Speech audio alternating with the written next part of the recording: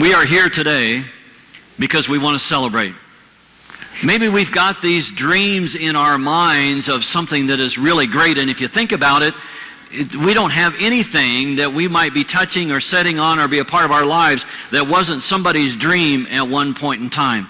In fact, with the completion of Disney World in Florida, somebody made the remark, isn't it too bad that Walt Disney didn't live to see this? Now, Mike Vance, who happens to be the creative director of Disney Studios, replied, he did see it. That's why it's here. You see, Walt had this way to take his dreams and make them reality.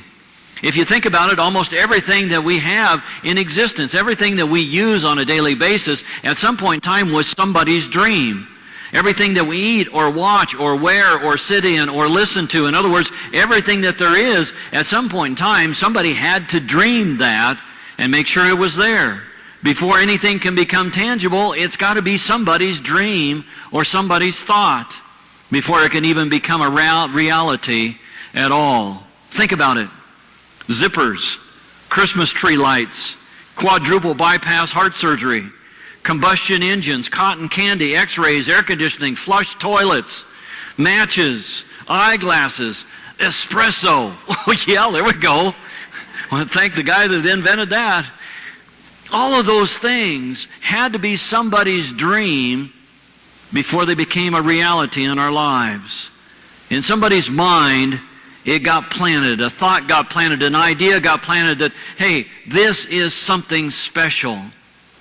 Now, unfortunately, before we can have dreams, a lot of times we've got to have nightmares. And those same kind of nightmares get thought up in the same kind of brains and same kind of ideas. They come out of the same kind of ideas that those dreams come up. I mean, nightmares like nuclear weaponry or high-tech security systems we have to have in gated communities because communities don't trust. Or maybe the nightmare of fast foods instead of dreaming up ways to feed the hungry children of the world. I mean, those are the kind of things that we have to live through, but unfortunately, we know how to live through those, don't we? Because we celebrate that kind of passage every Easter. We go through the Good Friday death of Jesus on the cross, which is a nightmare, not only for the disciples that were there, but for all of us that relive that story. But then there is the dream that someday will end that nightmare. It's transformed into an Easter dream, a way of opening up those dreams that we have in our lives that change people's lives. It means that Christians can dream of plenty in the midst of poverty, that we can dream of justice in the midst of inequity. We can dream of holiness in the midst of hell, and we certainly can dream of love in the midst of hate. You see, it's that one act that God decided was so important that makes this day, not this day special, not just this day, but all of the days that we celebrate as followers of Christ. And that's what we're here to celebrate, isn't it? It's to celebrate this miracle that came out of an empty tomb. That Jesus was no longer there, that God had used the power that He had within Him to change the world. That He didn't have and didn't die in the nightmare of death, but that we might have the Easter dream of holiness and happiness. Now, the new generations of Christians that we have around these days, and me included, it doesn't necessarily have to be an age thing, but it's a problem that we have of the difference between happiness and joy. I mean, happiness is what we think we need to have.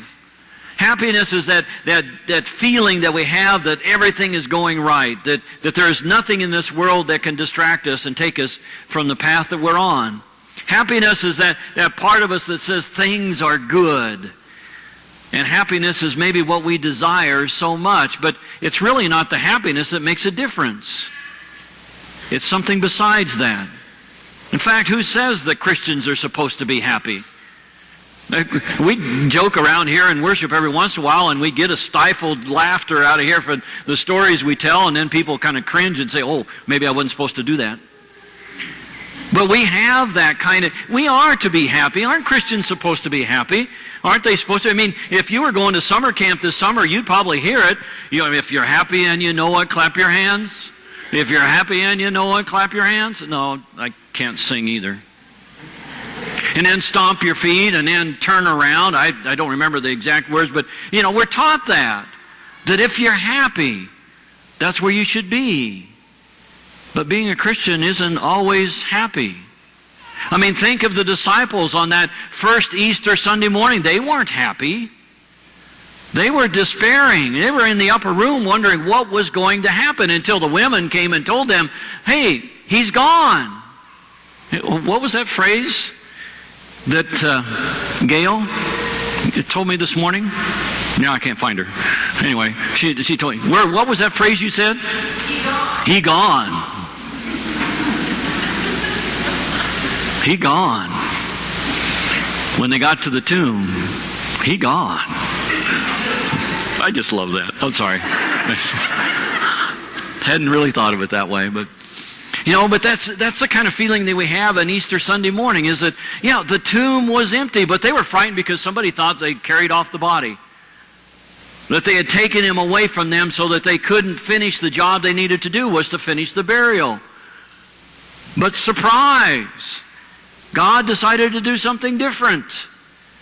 He decided that life could go on.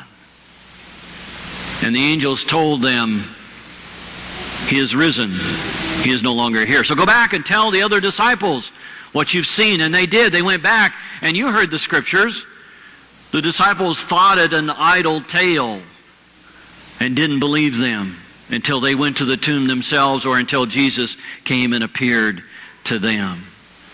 Now there, in that particular process, in some place in there was some happiness. There was some happiness that came in finding the tomb empty and knowing that it wasn't because somebody stole the body, but because Jesus had rose and he was among them again. And maybe they thought, well, maybe this is the beginning of a new adventure. Easter dreaming isn't about happiness. I mean, we as Christians don't have a right to happiness. Christians may or may not be any more happy than non-Christians. There's lots of surveys out there that trying to balance it. If you're a Christian, are you going to be happier than somebody that's not a Christian? No, not necessarily. But we do have something besides happiness, and that's joy. You see, it's joy that we have as Christians that do it. That's that gladness, that delight, that exultation of the Spirit, or the beatitude of heaven, that joy that just bubbles up inside of you, that no matter what your circumstances are, you can't stop talking about Jesus and the miracle on Easter Sunday morning. That's joy. Now around you, your world may be crumbling away, but inside of you, you know there's a strength that can overcome anything that is thrown in your way. It teaches us how to live rejoicing every day. Not to live happily, but to live rejoicing. God put us here to enjoy God and to glorify God, to experience the joy that is unspeakable, that joy that just bubbles up inside of you that you can't contain. That's the kind of joy that we have on Easter. And that's the kind of Easter joy that we should have every single day. But then we let the world get in the way. And we stumble. And we wonder, is this what God wants me to do? It was with renewed dreams of Easter joy that the women raced back to tell the disciples, he is risen. He is no longer in the tomb. He is risen.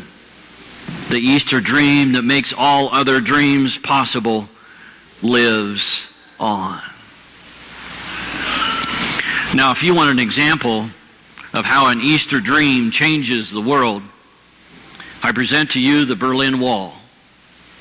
Now, you might think that it might have been a political thing that really got that wall to come down, but it wasn't. The story is that one East German Protestant church called the Kirchelei Protestant Church in East Germany dreamed an Easter dream.